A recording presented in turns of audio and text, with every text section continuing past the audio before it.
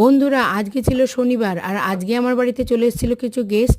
তাদেরকে কি খাওয়াবো ডিনারে চিন্তা ভাবনা করতে করতে ভাবলাম এই জামাই খাওয়ার ফুলকো লুচি ভেজে তাদেরকে খাওয়াই, এর থেকে ভালো অ্যাপ্রোপ্রিয়েট ডিশ আর কিছু হতেই পারে না।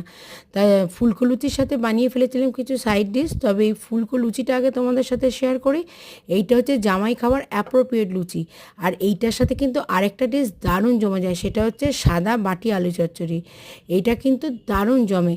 কিন্তু তাছাড়াও ওটা দিয়ে তো শুধু জামাই গোত্রীয় গেস্টদেরকে খেতে দেওয়া যায় না, তাই জন্য কিছু আরও সাইড ডিশ বানিয়ে ফেলেছিলাম। আগে তোমাদেরকে লুচিটা ভালো করে দেখিয়ে নিই, যাই হোক তারপর আসছে সাইড ডিশের রেসিপিগুলোতে। দেখো বানিয়েছিলাম কিছু মাখা মাখা ছোলার ডাল, একটু মিষ্টি মিষ্টি, আর বানিয়েছিলাম পনির ক্যাপসিকাম দিয়ে একটা গ্রেভি, আর ছিল কালো জিরে শুকনো লঙ্কা দিয়ে আলু ভাজা। জাস্ট ফাটাফাটি লাগছিলো ওই আলু ভাজাটা দিয়ে লুচিটা খেতে। একবার বানিয়ে খেয়ে দেখো, অবশ্য দেখবো কি বাঙালি তো এই লুচি আলু ভাজার প্রেমেই মজেছে।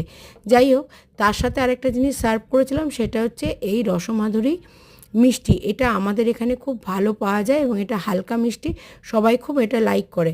যাই হোক, এবার লুচির একটা দারুণ নস্টালজিক কাহিনীতে চলে আসছে। সেটা হচ্ছে এই লুচিটা ভাজতে গেলেই কিন্তু আমার মনটা খুব খারাপ করে। আমার খুব ইচ্ছা ছিল জানো তো, যে আমার একটা মেয়ে হবে আর যখন জামাই আসবে আমি জামাইকে এরকম ফুলকো লুচি ভেজে খাওয়াবো। কিন্তু ভগবানের ইচ্ছার কাছে কার ইচ্ছাটাকে বলো, আমাকে ভগবান মেয়ে দেয়নি, দিয়েছে একটা ছেলে। কিন্তু ছেলের কিন্তু এই লুচি খেতে ছোট্টবেলা থেকে খুব ভালোবাসে, দৌড়ে চলে আসতো 3 বছর বয়স থেকে যে মা লুচি ভাজছো। তা এখন বড় হয়ে গেছে, কর্মসূত্রে জাস্ট পুনেতে শিফট হয়েছে। কিন্তু লুচি এখন যেহেতু ফিগার কনসাস, একটু এড়িয়ে চলে। কিন্তু যখন ও কলকাতা থেকে পুনেতে ব্যাক করে, তখন কিন্তু লাস্ট দিন ওকে লুচি খাওয়াই। আর ওই লুচি খাওয়ানোর সময় ওর মুখের ইমপ্রেশনটা কী হয় সেটা আমি এবার তোমাদের সাথে পোস্ট করব।